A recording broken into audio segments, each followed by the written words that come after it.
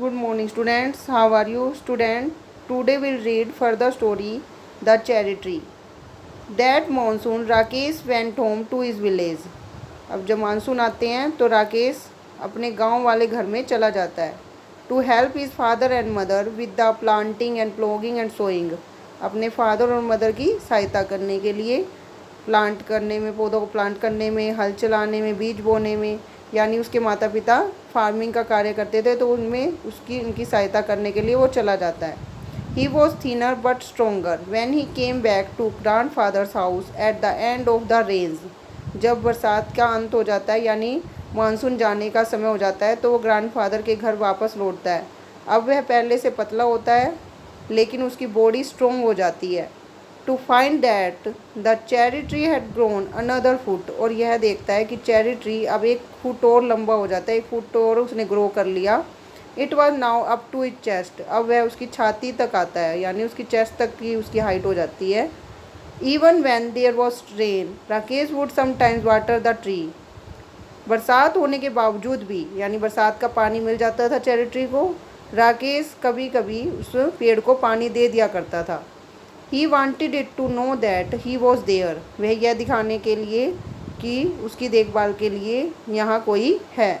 मतलब जैसे हम कई बार फिक्र करते हैं, सब कुछ सर्वेंट होने के बावजूद भी हम देख रेख करते हैं ये दिखाने के लिए कि भी हम अपनों के साथ हैं. One day found a bright green praying mantis perched on a branch peering at him with bulging eyes. एक दिन उसने देखा कि एक चमकीले हरे कलर का प्रेइंग मैंटिस नाम का पंछी है, मतलब बर्ड है वहाँ पर. तो वो ब्रांच पर बैठा हुआ है, उसकी चेरी ट्री के एक ब्रांच पर बैठा हुआ है. पीरिंग एट हिम, और वो उसे विद बल्जिंग आइज यानी उसकी जो बड़ी बड़ी आंखों के साथ वो उसे देख रहा है बड़े ध्यान से. Rakesh let it remain there. Rakesh उसे वहाँ रहने देता है. It was the cherry tree's first visitor. क्योंकि वह चेरी ट्री का पहला मेहमान होता है, फर्स्ट विजिटर होता है, मतलब उस पर पहला बर्ड है जो वो उस पर बैठा होता है. The next visitor was a hairy caterpillar who started making a meal of the leaves. जो अगला विजिटर, अगला मेहमान है वो कौन है? हेरी कैटरपिलर है. हु स्टार्टेड, जो कि उसकी पत्तियों से, चेरी ट्री की पत्तियों से अपना भोजन बनाना स्टार्ट कर देता है. Okay student, we are moving on next page. Rakesh removed it quickly and dropped it on a heap of dry leaves. Rakesh उसे बड़ी क्विकली क्या कर देता है? हटा देता है वहाँ से. ड्रॉप्ड इट, और उसे गिरा देता है. कहाँ पर? सूखी पत्तियों के ढेर पर. हिप ऑफ ड्राई लीव्स सूखी पत्तियों का ढेर होता है, वहाँ पर गिरा देता है. Come back when you are a butterfly he said. वह उसे कहता है कि वापस आना जब तुम तितली बन जाओ. विंटर केम अर्ली. अब विंटर है, वो जल्दी आ जाते हैं. The cherry tree bent low with the weight of snow. अब चेरी ट्री है, अब विंटर में क्या होता है? हिली एरिया में क्या होता है? स्नोफॉल होता है.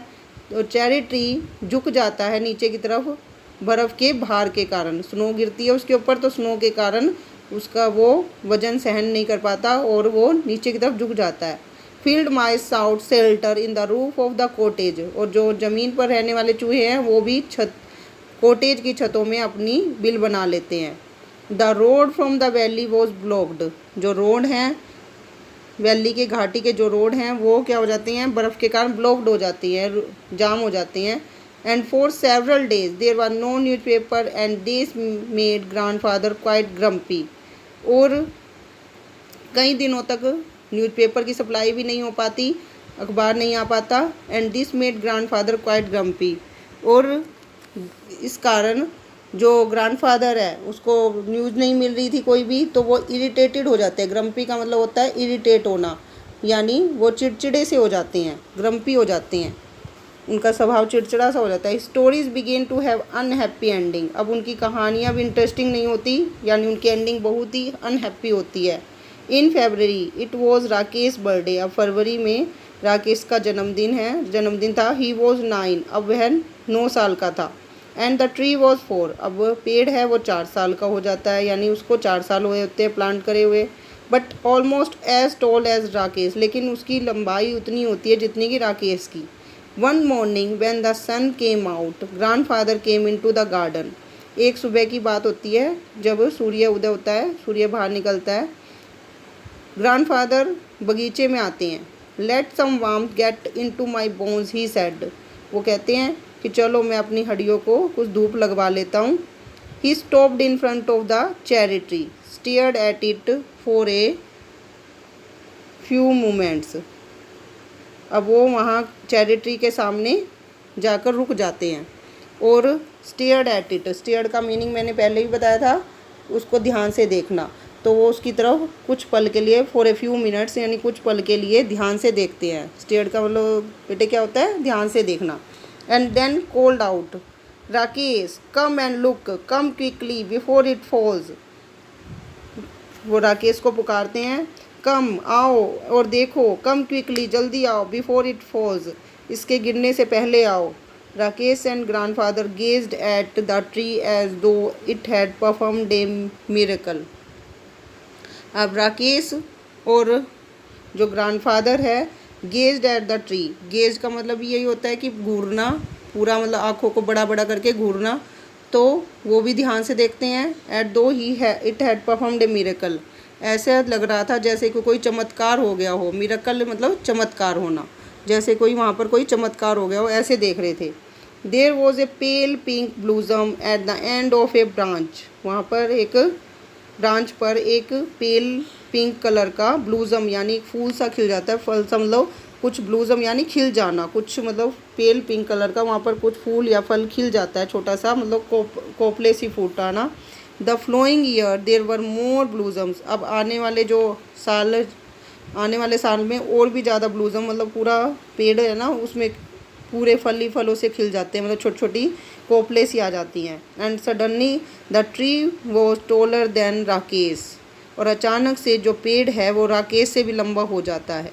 Even though it was less than half his age, यद्यपि उसकी एज राकेश से आधी थी, तब भी वो राकेश से लंबा था। And then it was taller than grandfather who was taller than some of the oak tree, और वह उसके दादाजी से भी लंबा लगता है अब, जो कि जिसकी लंबाई मतलब दादाजी की लंबाई ओक ट्री से भी लंबी थी। मतलब दादाजी जो आसपास के ओक ट्री थे उनसे भी लंबे थे, लेकिन जो चेरी ट्री है उसके दादाजी से भी लंबा हो गया था। But Rakesh had grown too, ये नहीं है कि राकेश नहीं लंबा हुआ था, राकेश भी लंबा हो गया था। He could run and jump with and climb trees as well as most boys, and he read a lot of books, although he still liked listening to grandfather's tales. He could run and jump, वह अब दौड़ता था, कूदता था, and climb trees as well as most boys, और पेड़ों पर चढ़ता था जैसे कि और दूसरे बच्चे करते थे, दूसरे लड़के करते थे। And he read a lot of books, और वह बहुत सारी किताबें भी पढ़ता था। Although he still liked listening of grandfather's tales, यद्यपि उसे वह चाहे कितनी भी किताबें पढ़ता था लेकिन उसे अभी भी ग्रैंडफादर की कहानियाँ सुनना ही पसंद था। In the cherry tree, teeny birds pecked at the blossom and broke them off. अब इन द चेरी ट्री पर टीनी छोटे छोटे बर्ड्स, टीनी बर्ड्स होते हैं, छोटे छोटे बर्ड्स होते हैं जो उसे रहते हैं टीनी बर्ड्स। पैक्ड यानी चोंच मारना, पैक्ड यानी उस पर चोंच मारते हैं ना, चोंच मारकर वो फलों को वो कर देते हैं, तो उसे कहते हैं पैक्ड एट द ब्लूजम, जो खिले हुए फल से थे उस पर चोंच मारते हैं और उसे गिरा देते हैं। But the tree kept blossoming right through the spring and there were always more blossoms than birds. परंतु जो उस ट्री है केप्ट ब्लूजमिंग, वो फल उस पर खिलते जा रहे थे, और जो स्प्रिंग के दौरान उस पर जो फल हैं, जो जितने पंछी आते थे उससे ज़्यादा फल लग जाते थे, उससे ज़्यादा फल लग गए थे और ज़्यादा ब्लूजम आ गए थे। That summer there were small cherries on the tree, अब गर्मियों का मौसम आ गया और उस पर छोटी छोटी चेरी आ गई, वो ब्लूजम है चेरी में बदल गई। Rakesh tested one and स्पेट it out, Rakesh ने उसमें से एक तोड़ा और टेस्ट किया और स्पेट इट आउट, और बाहर थूक दिया। इट्स टू सोर ही सेड, उसने कहा यह बहुत खट्टा है। They will be better next year said grandfather, अब ग्रैंडफादर कहते हैं कोई बात नहीं, खट्टा है तो अगले साल और अच्छा होगा फल। But the birds like them, specially the bigger birds, परंतु बड़े जो बर्ड्स हैं वो उसे पसंद करते हैं। तभी मतलब वो कह रहे हैं ना भी वो चोंच मारते थे, तो लगता है बर्ड्स इसे पसंद करते हैं। स्पेशली द बिगर बर्ड्स, इस कर जो बड़े बड़े पंछी हैं वो ज़्यादा पसंद करते हैं इसके टेस्ट को। Such as the bulbuls and scarlet minivets and they fitted in and out of the foliage feasting on the cherries. और वो जैसे कि बुलबुल है, स्कारलेट मिनीवेट्स एक वो बर्ड का नाम है, तो वो बर्ड है वो ज़्यादा पसंद करते हैं, वो कहते हैं इस टेस्ट को। And they fitted in and out of the foliage, वो बहुत तेज़ी से, फिटेड यानी बहुत तेज़ी से अंदर उसमें जाते हैं, पत्तों में से होकर जाते हैं। And out of the foliage यानी जो पेड़ के पत्ते हैं वो उसमें से होकर अंदर चले जाते हैं और तेज़ी से बाहर निकल आते हैं चेरी को अपना भोजन बनाकर, यानी चेरी को खाकर। Okay student, we are moving on next page. अब on a warm sunny afternoon, अब सन्नी धूप का समय था, दोपहर का समय था। When even the bees looked sleepy, मधुमक्खियाँ भी यानी वो हमिंग नहीं कर रही थी, वो भी स्लीपी लग रही थी, वे तो सो रही थी। Rakesh was looking for grandfather, Rakesh अपने दादाजी को खोज रहा था, ढूंढ रहा था। But didn't find him in any of his favourite place around the house, अब उसे घर के चारों तरफ उसके जितने भी उनके फेवरेट प्लेस थे जहाँ पर भी वो जा सकते थे वहाँ सब कहाँ वह सब जगह ढूंढ लिया था उसने उन्हें। Then he looked out of the bedroom window and saw grandfather reclining on a cane chair under the cherry tree, अब वो बेडरूम की विंडो से बाहर की तरफ देखता है कि भाई ग्रैंडफादर है वो एक आरामदायक कुर्सी पर चेरी ट्री के नीचे बैठे हुए हैं।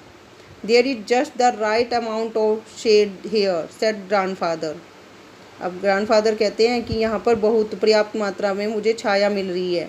And I like looking at the leaves, और मुझे इसकी पत्तियाँ देखना बहुत अच्छा लग रहा है। They are pretty leaves said Rakesh, Rakesh ने कहा ये तो बड़ी सुंदर सुंदर पत्तियाँ हैं। And they are always ready to dance if there is a breeze, और वो कहता है कि हवा जब चलती है तो यह हमेशा नाचने के लिए तैयार रहती हैं, यानी उसमें झूमती है हवा में। After grandfather had come indoors Rakesh went into the garden and lay down on the grass beneath the tree, जैसे ही ग्रैंडफादर अंदर की तरफ आ जाते हैं Rakesh went into the garden, Rakesh garden में चला जाता है। And lay down on the grass beneath the tree, और ट्री के नीचे घास पर लेट जाता है। He gazed up through the leaves at the great blue sky, वह पत्तियों में से उस बड़े नीले आकाश को देखता है। And turning on his side, और अपनी जब साइड मोड़ता है, he could see the mountains striding away into the clouds, वह देखता है कि माउंटेन्स को बादलों ने कवर कर लिया, ढक लिया है। He was still lying under the tree when the evening shadows stepped across the garden, वह जब इवनिंग टाइम आ जाता है, उसकी छाया आ जाती है इवनिंग टाइम की, तब भी वो वहाँ पर लेटा ही रहता है। Grandfather came back and set down beside Rakesh and they waited in silence until it was dark, grandfather भी वापस लौट आते हैं गार्डन में और उसके साथ ही बैठ जाते हैं राकेश के साथ ही। And they waited in silence until it was dark, और जब तक अंधेरा नहीं होता वो चुपचाप वहाँ पर इंतज़ार करते हैं। There are so many trees in the forest said Rakesh, अब राकेश कहता है, वो बातचीत करते हैं कि भी यहाँ बहुत सारे पेड़ हैं, बहुत सारे जंगल है। What is so special about this tree, लेकिन इस ट्री में क्या स्पेशल है ऐसा भाई जो हम उसको पसंद करते हैं इतना। Why do we like it so much, हम इसे इतना क्यों पसंद करते हैं। We planted it ourselves said grandfather, that's why it is special, अब वो ग्रैंडफादर उसका रिप्लाई करते हैं कि हमने इसे अपने खुद हाथों से उगाया है, that's why it is special, इसलिए ये स्पेशल है, विशेष है। Just one small seed said Rakesh and he touch the smooth bark of the tree that he had grown, अब वो कहता है, वो उसको छूते हुए कहता है, उसकी smooth bark of the tree, छाल को छूते हुए कहता है जो पेड़ है कि भाई एक छोटा सा सीड ही उगाया था, मतलब देखो कितना बड़ा हो गया, मतलब वो बातचीत कर रहे हैं, वो देखते हुए कहता है He ran his hand along the trunk of the tree and put his finger to the tip of a leaf. वह उसके तने पर हाथ फेरता है, हाथ उसका पेड़ पर, चेरी ट्री के ट्रंक पर उसका हाथ फेरता है, उसके पत्तियों की टिप पर, उसकी ऊपरी सतह पर अपनी उंगलियों से छूता है, मतलब उसको महसूस करता है कि भाई देखो मैंने उगाया था, कितना बड़ा हो गया, मतलब उसको अंदर फीलिंग आती है। आई वॉन्डर, ही विस्पर्ड, मैं हैरान हूँ, वह फुसफुसाता है। विस्पर्ड होता है फुसफुसाना। Is this what it feels to be God, भाई जैसा मैं आज फील कर रहा हूँ कि मैंने इसको प्लांट किया, ये इतना ग्रो हुआ, क्या भगवान भी ऐसा ही महसूस करते होंगे, गॉड भी ऐसा महसूस करते होंगे, क्योंकि उसने भी तो सारी ये वर्ल्ड, ये दुनिया बनाई है, वो भी तो ये देखकर खुश होता होगा जैसे मैं खुश हो रहा हूँ। Okay student, I hope you understood.